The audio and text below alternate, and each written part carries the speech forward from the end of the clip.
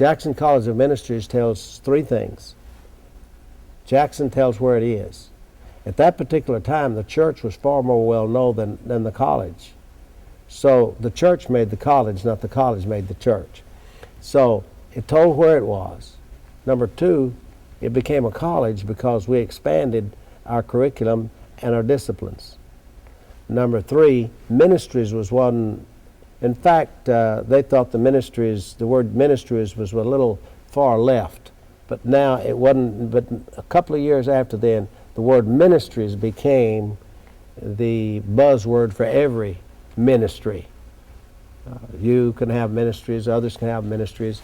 So it became Jackson College of Ministries. Instead of just teaching theology, which that's what had been taught for many years, we taught theology, music, Christian education, religious studies, and mission. You know, just kind of reconnecting, because most of my life would just bury yourself in the work of God, doing what you're doing, but to be able to reconnect with a lot of friends from all over the country and see what everybody's doing and what life has done to them and how life has affected you. But it's really pretty an awesome event. Glad to be here. Share with us real briefly your most memorable story of Jackson, either as a student or a teacher, just one of your most memorable moments. As a student, I'd have to say the day we were doing missions conference and Carol Crosser Roberts broke the piñata, but the stick hit Don Fisher in the head and blacked his eye. That was a pretty memorable moment. And as a teacher, the day I was teaching on demon possession, and one of the students had a seizure and fell out on the floor. That was my most memorable moment as a teacher. Maybe the April 15th prayer meeting, that would have been good, but the seizure story, everybody thought he was demon possessed. Probably my best memory of my time at JCM was this one particular weekend that I was going to go home, and I had yard leave or pass or whatever they called it. And but Lanny Wolf asked me, he said, "Will you be back for Sunday night?" Yes, I plan to. Be sure you're back for Sunday night. And I didn't know what was going on, but and he's a sneaky old codger, you know. But I had introduced a song to him that I had a little bit incompleted, and he had already put a second verse with it. It's called "It's So Beautiful, the Name of Jesus." He'd already made arrangements to record it, and without telling me anything that he was doing, and that Sunday night, the Lanny Wolf Trio sang that song to my surprise, and that was a moment I'll probably never forget in my life. It was just very, very interesting. What you doing now? I graduated in 1978, and I pastored Turlock Christian Life Center in Turlock, California, the greatest church on the West Coast. Tony Koppel. Tony Koppel. My name is David Graham. I went to Jackson from 1974 to 1977, and I'm currently living in the Nashville area, and I play keyboards at church on the weekends and having a great time with this reunion. The warm reception that I received and the warm reception that I was prepared to give was both received and given. But the thing that shocked me most was that I remembered most of them by name and remembered what year they graduated without looking at their name tag. And there was such a warm, beautiful, wonderful spirit that came. And a reunion is a reunion. By that I mean, and I don't mean this derogatory whatsoever, but when you have a reunion, all the family members come.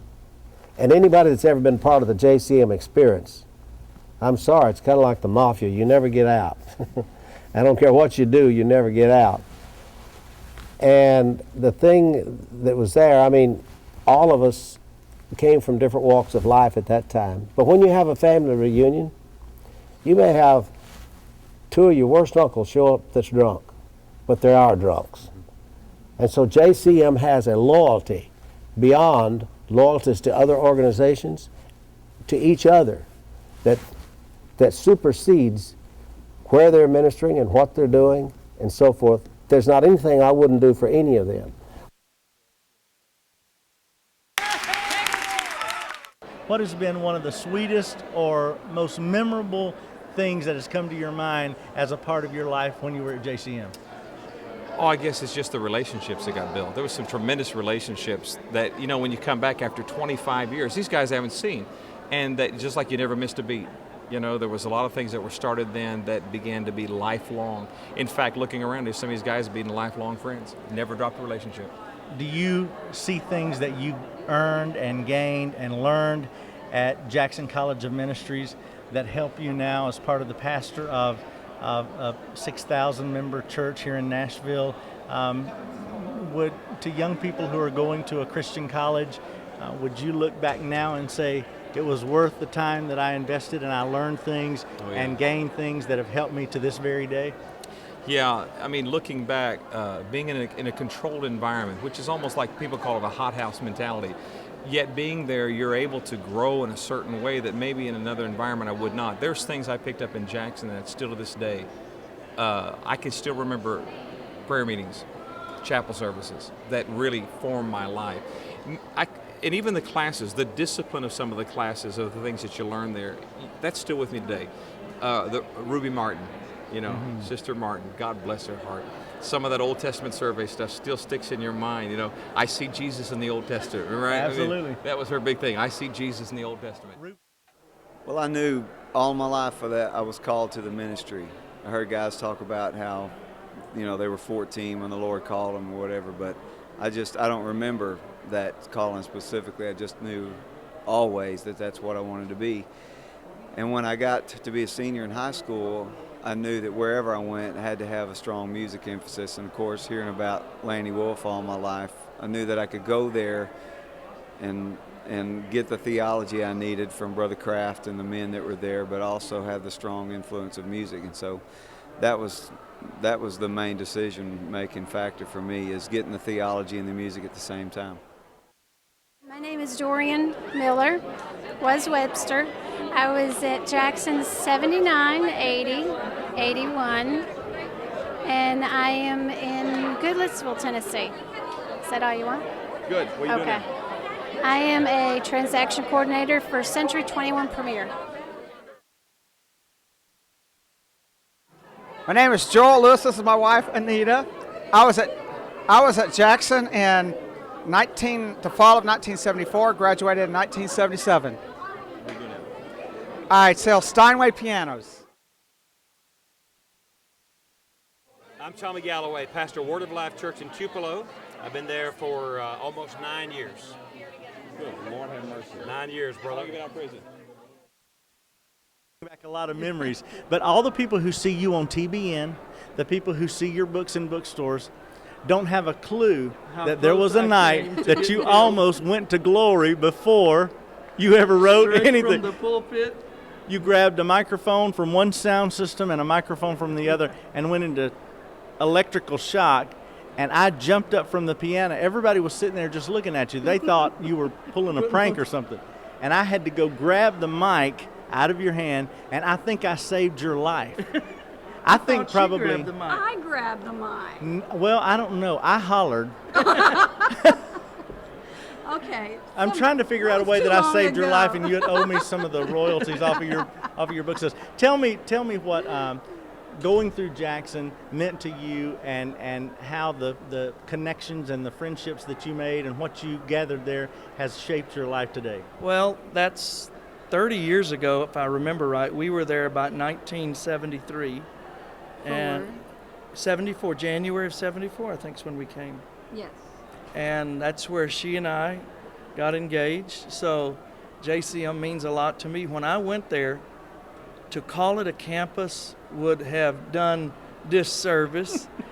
We stayed in a metal building. There was no roof. There was a roof. There was no ceiling. When the lights were turned out, they were turned out for the whole dorm. And but that's where you make friends and friends for life. And a lot of the people here, I can't wait to see them, talk to them. And Jeannie and I just decided we're coming to this reunion to hang out, not because of JCM, but because of the relationships. Jeff and Tammy Butler was in Wisconsin. I don't even know my name, don't even know my age, my serial number. Where'd you go at Jackson? 77 to 80. 79 to 80. And where you at now?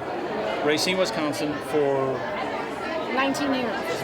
My name is Dan Lewis. I was the Dean of Students at Jackson from 1976 to 1981. I pastor an evangelical church on the north side of Detroit in a suburb, and the assistant professor of Christian studies at William Tyndale College. What is the favorite song that you two have written together? For you.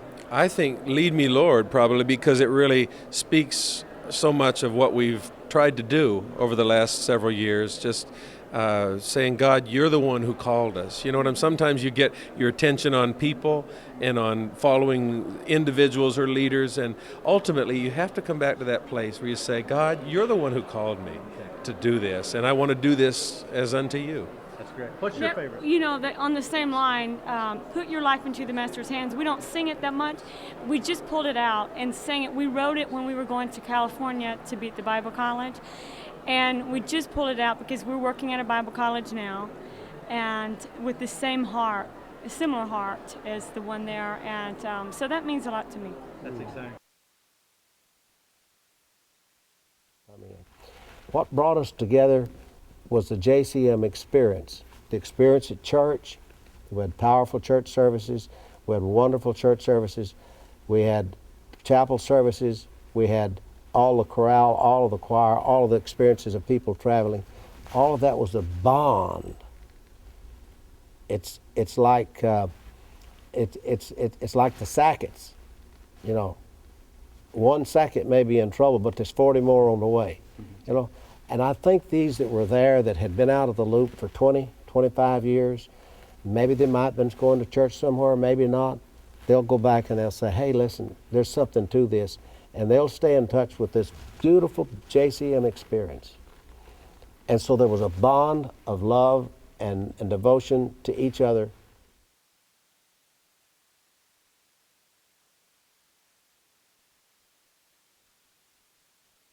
Well, I remember I was at home and I was laying across my bed and I had my Bible and I had been praying. I was crying, saying, Lord, I was just a teenager from Ohio, from the wrong side of the tracks. Seemed like no one knew who I was because I wasn't born into a family that my dad was a pastor or anything like that. I was just this very unknown, shy little girl from Toledo, Ohio. And I was laying across my bed and I was reading my Bible and I was just crying out to God, Lord, what am I going to do with my life?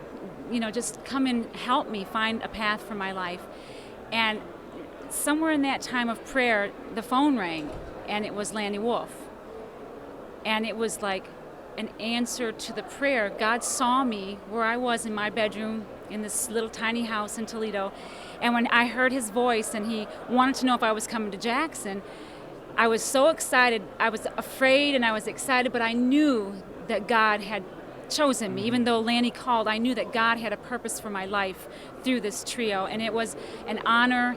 It was something that I treasured. I treasure to this day, that relationship. And I don't think I really was apprehensive. I didn't really understand or know exactly what I was stepping into because I was very sheltered. I wasn't in the mainstream, if you will. I was more in a backwoods kind of thing. So I didn't know the huge, tremendous shoes I had to fill. Maria Wolf is an incredible vocalist and singer, and I knew it was God. So I had that confidence that God did it because of the phone call during my prayer time. And then when I got to school and was actually a part of it, I was elated. It was like the highlight of my life. To be in the Lanny Wolf Trio and knowing the role that you were stepping into, how exciting was that for you? What did you feel, and were there any apprehensions? Well, I'm not near as spiritual as Gail is. It didn't happen on my bed in a time of prayer. But I knew I was supposed to go to Jackson College of Ministries. My parents wanted me to go to their alma mater, and I knew that was not even an option. There was a drawing in my spirit. So I came to school, and Gail and I became really good friends almost immediately. She sang, I think, that day in chapel, and I was really drawn to her that she was serious about what she was doing. It wasn't just, songs and words. She felt it and wanted to do something. And that's what I've always felt about music. And but anyway, Brother Wolf called, and he after chorale one day, he said, I'd like to see you in my office. And we had like a chorale class that you had to be handpicked to be able to be in it. And it was a privilege to be in this chorale. And it was a traveling thing. And so I thought in my mind that he was going to tell me he made a mistake and that he was sorry that he would have to tell me kick me out. And so when I went to the office and he asked me if I would be in the trio, and I was like, I didn't know if I should breathe or not. And when I told my mother put the phone down, and I could hear her running around the house just screaming. She had a ball. But I didn't have any apprehensions. It was like something that I knew the Lord had opened a door, and I was supposed to walk through that door. And it changed my world because I was this little girl from Wisconsin. I hadn't been to a lot of places, done a lot of things, and the Lord took me and expanded my territory in a way that could have never happened unless something so profound that the Lord would orchestrate. So when the Lord did that, I went places I would have never gone. I met people. It was one of the most exciting times in my life. It was wonderful. Yeah. And I wouldn't regret it for anything.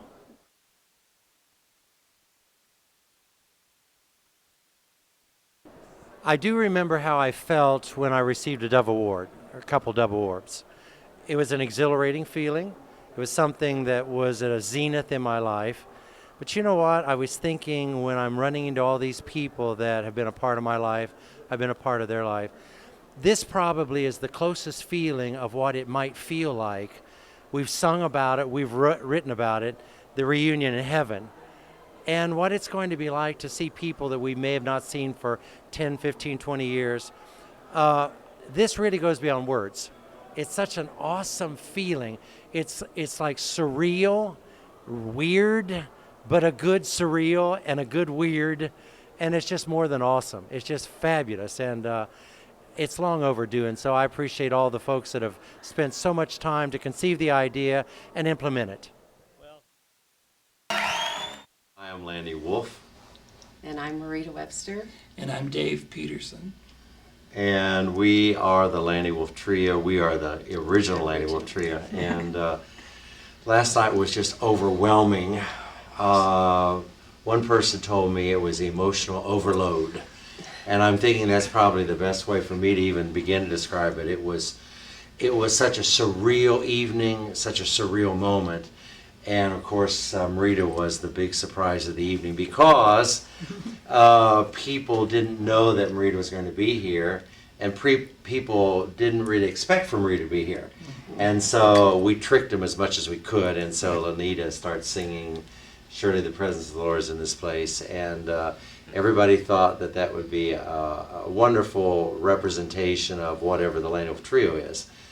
And so, of course, when Rita comes on stage in the middle of that verse, I mean, you would have thought something above the President of the United States, somewhere between above the President of the United States and God, had just entered the room, and it was just so awesome.